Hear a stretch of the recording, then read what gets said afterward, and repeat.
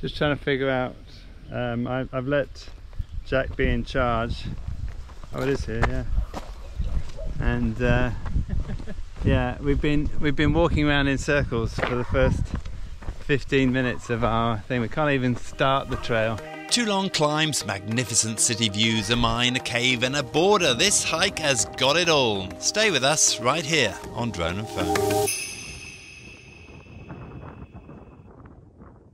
Well, welcome back to one more of our recommended walks. We're here in the north of Hong Kong. What are we going to be doing today, Jack? Today we're going to go to some cave and on top of Robin's Nest, Hong Fa-Ling. Hong Fa-Ling, which actually I can see right behind us. It's towering about 500 meters above. There's going to be 2 big climbs up, down and back up again, but it's not so long. Hopefully around 12 kilometers. Right, time to get going. If we don't get lost. Let's go. Situated right up in the far northeast corner of Hong Kong, the Robin's Nest Trail is not the easiest to get to, but should definitely be on any serious hiker's bucket list. We start with a taxi from Tai Po Market to Sha Tau Kok. After taking a while, thanks to Jack's navigation skills, to find the trail, we start with a very steep climb. Well, this one starts with a very steep, straight up.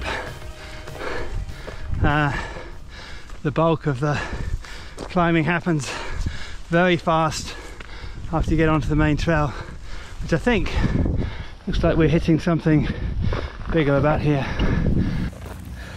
Yeah, don't listen to them. It's so not true. It's 1 kilometer only. I've been climbing and climbing. I hardly got my breath. Oh, unbelievable. Still far away to go. Be prepared from the get-go, as the first climb is exposed and steep. Try to take time to stop and look behind you as you rise above the Starling Inlet, with views over to Yantian Harbour on the one side and Plover Cove on the other. Okay, so the first up is really an up. It's a very straight, steep up once you get through the village at the start.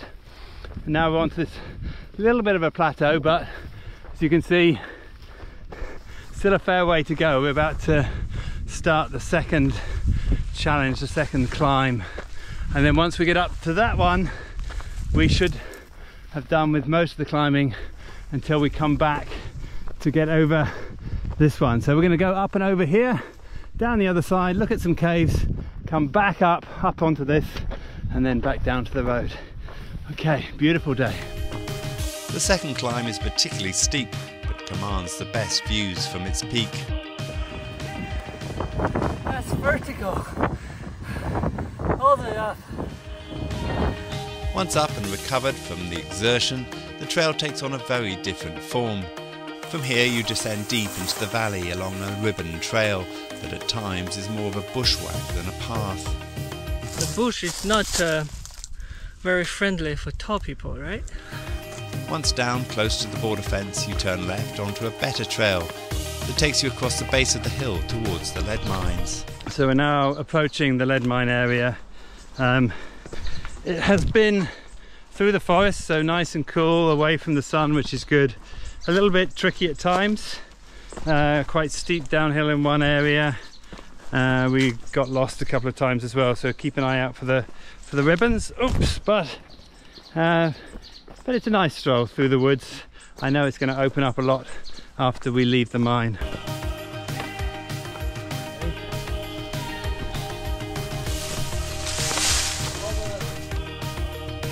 So here's a little bit of history here. The old stove and the chimney up the side. The trail is not the easiest to follow. We had to retrace our steps on a number of occasions, having lost the path. Once you reach the mine, there are plenty of relics to discover. For the first time of the day, I lead the way and got it wrong. But this is only the first time. So for the rest of the time, it's all DJ's mistakes again and again. So we're kind of even, but not that even.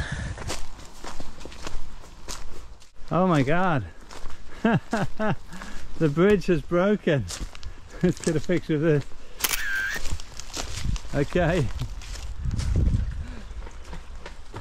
So we're inside the lead mine operation, and actually just right next to the border. You can see these apartment buildings right next to us are in Shenzhen. They're not in Hong Kong.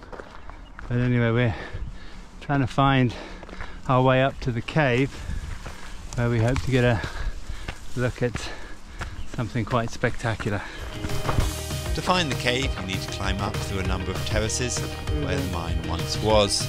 Again, it's not easy to find. This, the old workings of the lead mine. So we have to cross this very dangerous ridge here, this little precipice, which Jack took me the wrong way along, so just have to risk my life 2 times, not just once, to enable me to...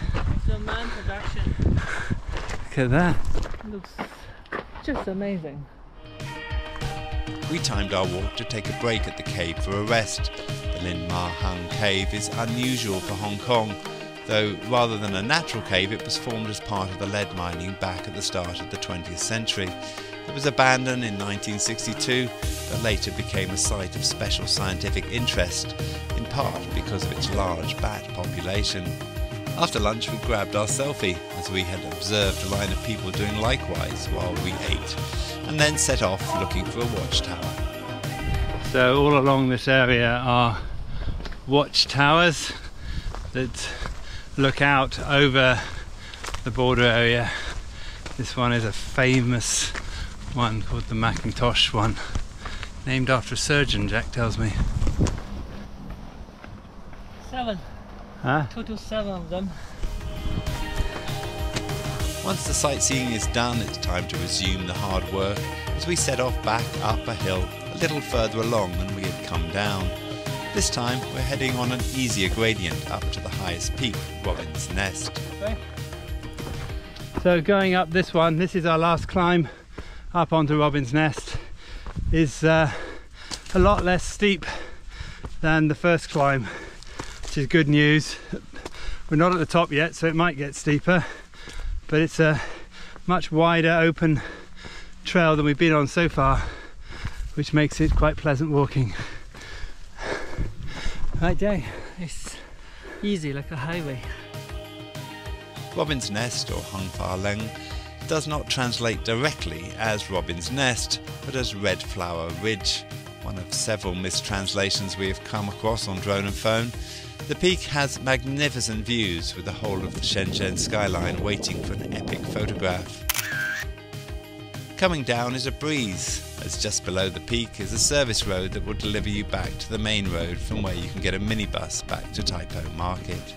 Well, that's the end of this episode. We'll have done about 10 kilometers by the time we get down to the bottom. This one is verging on one of Hong Kong's toughest hikes. It's pretty well up, down, through some bushes, up, and then down, but not too long. How's it been for you, Jack? It has been really, really easy at a certain point, and I was skating. It's so hard going up that short distance, that much. Yeah. Tough. If it's a hot day, you need a lot more water. But it's very difficult to beat the views that we got today. Now, if you're finding this for the first time, you're going to find all of our other episodes nicely catalogued on our website, droneandphone.com, and also on our YouTube channel by searching Drone and Phone. For now, my name's DJ. I'm Jack. And this is Drone and Phone.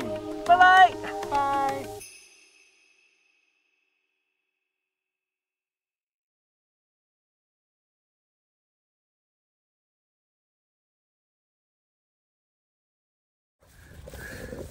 Yeah, he asked me to follow him, yeah? Here we go, bushwalking again. How can we do a drone film episode without bushwalking? I cannot figure out.